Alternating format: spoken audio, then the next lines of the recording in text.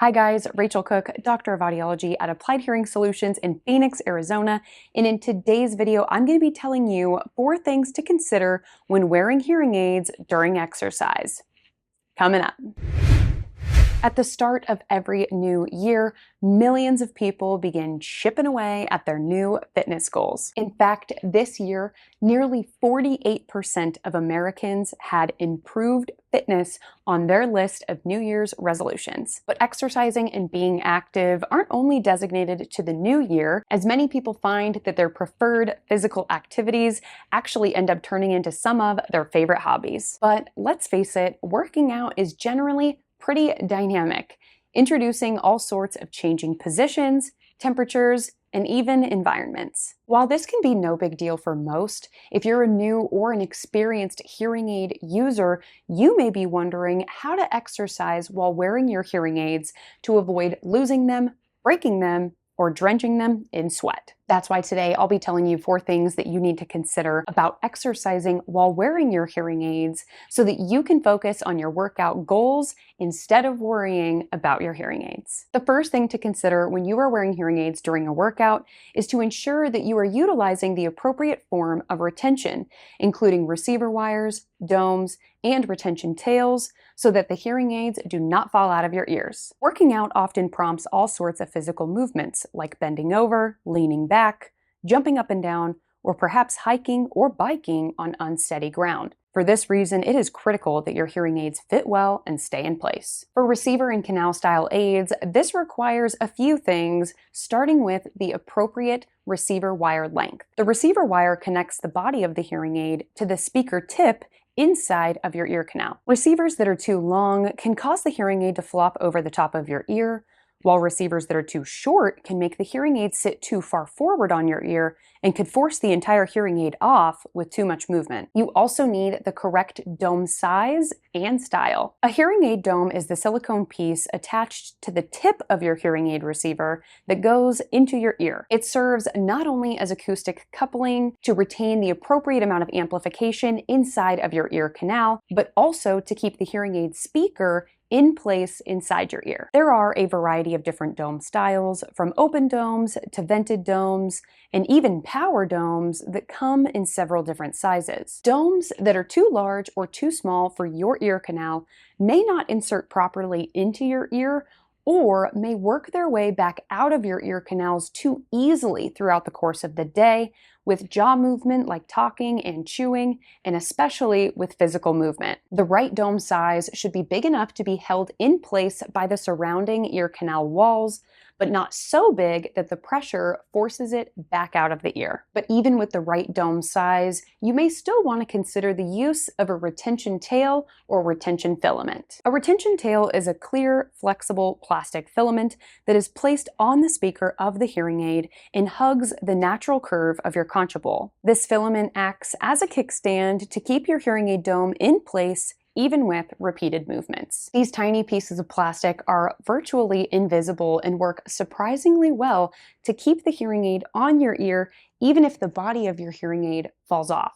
If you've tried a combination of receivers, domes, and retention tails, and you still feel like the hearing aids aren't secure enough to work out in, then you should consider the use of a custom ear mold. Custom ear molds are available from every hearing aid manufacturer and are built using 3D ear scans or physical ear mold impressions to perfectly fit your ear canal. Not only are they incredibly comfortable, the optional additions of canal locks, helix locks, and even skeleton locks all add varying degrees of retention to an ear mold. These custom ear mold options ensure that your receiver and canal device stays in place no matter what you do. Now, if you have custom hearing aids without a component behind the ear, then you should have already experienced the retention benefits that come with a custom molded product. But it is critical that you verify this from the moment that you are fit with these devices. If there's even a question about the fit or retention, most manufacturers have a several-month remake window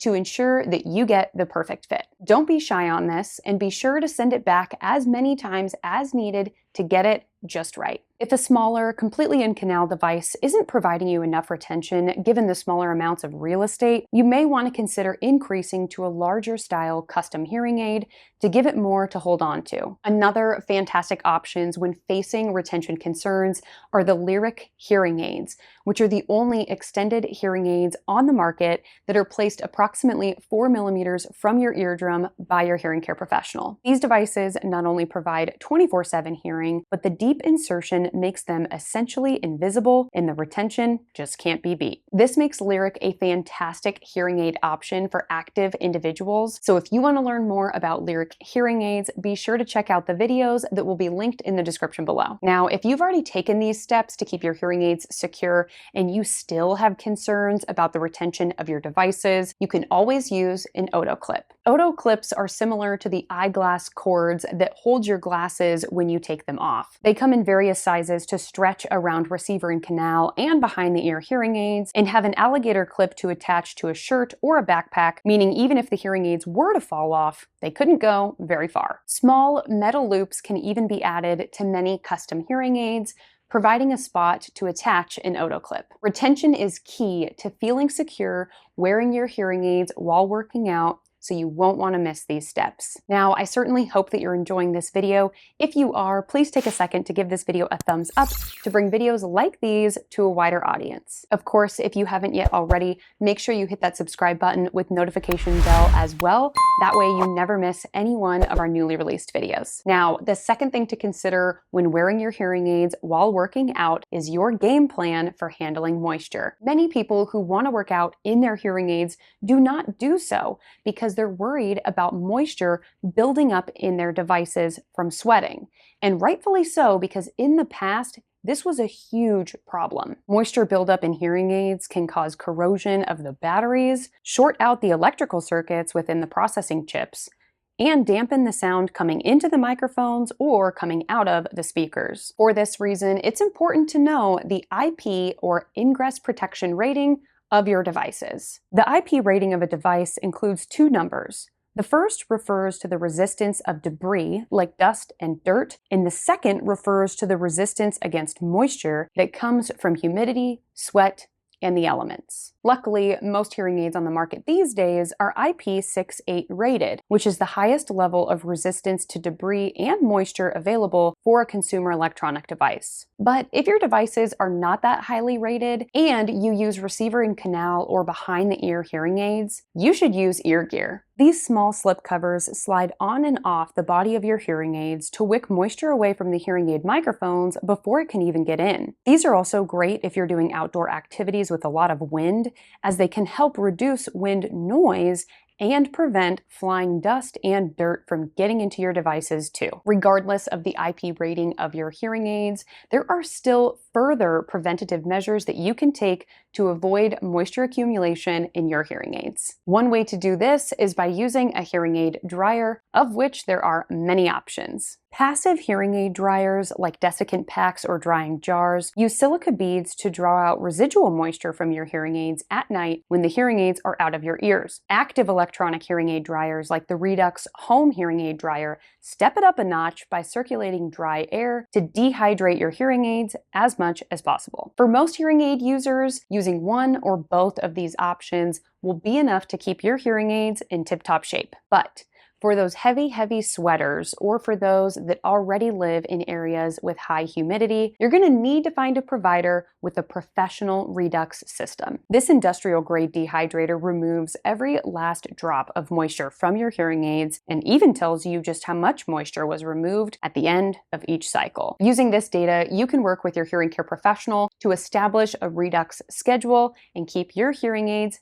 nice and dry. If you have already taken the steps to protect your hearing aids from moisture, but still find this to be a recurring issue, you should consider using the Phonak Audio Lumity Life hearing aids. While IP68 is still the highest rating hearing aids can have for moisture and debris protection, the Phonak Lumity Life aids are considered IP68 plus, providing incredible protection against the elements. In fact, one of my patients lives in Guam, which remains above 80 degrees and 80% humidity for a large portion of the year, oftentimes much higher than that. Together, we decided on the Lumity Life hearing aids to to avoid repeated device failures from moisture given his long-distance status. Imagine my surprise when he came for his in-person annual visit and the Redux system was only able to pull out less than 0.5 microliters of moisture from his devices. For reference, his backup set of hearing aids that were quite a bit older, had a lower IP rating, and were seldom even being used, had nearly 3 full microliters of moisture removed from them during their Redux cycle. The proof is in the pudding. So if you're one that has already experienced moisture issues, or you feel like moisture issues might be a problem for you in the future, be sure to talk to your hearing care professional about your options. Now, the third thing that you need to consider when wearing your hearing aids while exercising are the surrounding safety concerns, particularly with outdoor exercise. While you might consider leaving your hearing aids at home for a trail ride or a training run, you need to consider the boost in environmental awareness that hearing aids can offer for those with hearing loss. Outdoor exercise in particular comes with many variables, like other runners or bikers, vehicles on roadways, and even curled up critters like rattlesnakes. Hearing loss can often impact your ability to hear these dangers, leaving your safety at risk. In fact, I recently had a patient come to me for hearing treatment after he could not hear the threatened rattle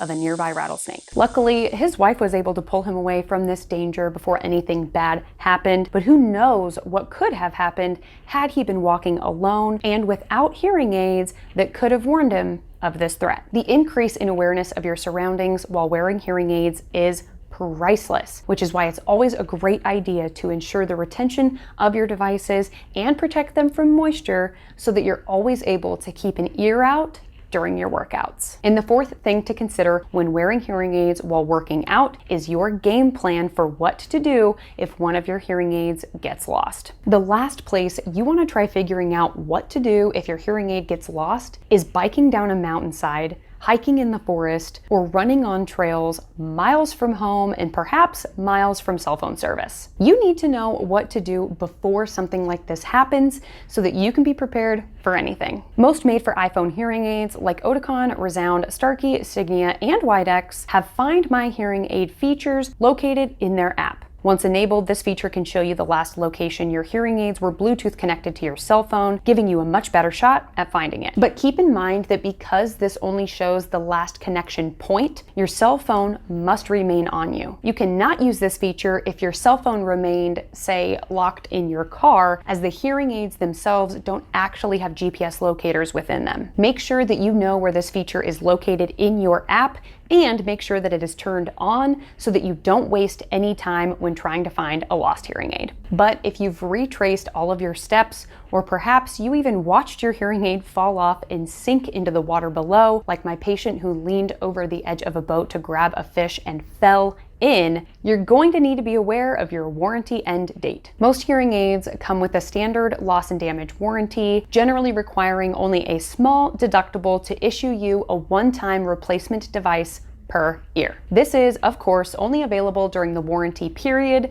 that should have been outlined with you during your initial purchase of the devices. Be aware of when this warranty expires and consider warranty extension options afterward. There are many warranty extension options for both hearing aid repairs and loss and damage coverage through the hearing aid manufacturer or third-party companies like ESCO. ESCO even has options to reinstate your loss and damage warranty if you already lost a hearing aid and had it replaced once, allowing for replacement again if it were to happen. If you have new or continued fitness goals, don't let them stop you from wearing your hearing aids or vice versa. It's easy to stay active and wear your hearing aids as long as you address these 4 considerations. Make sure you have the appropriate retention, establish a plan to avoid moisture buildup, wear your hearing aids to remain aware of your surroundings, and know the steps to locate or replace a lost hearing aid before it even happens. By taking these steps, you can stay safe and still hear your very best during whatever workout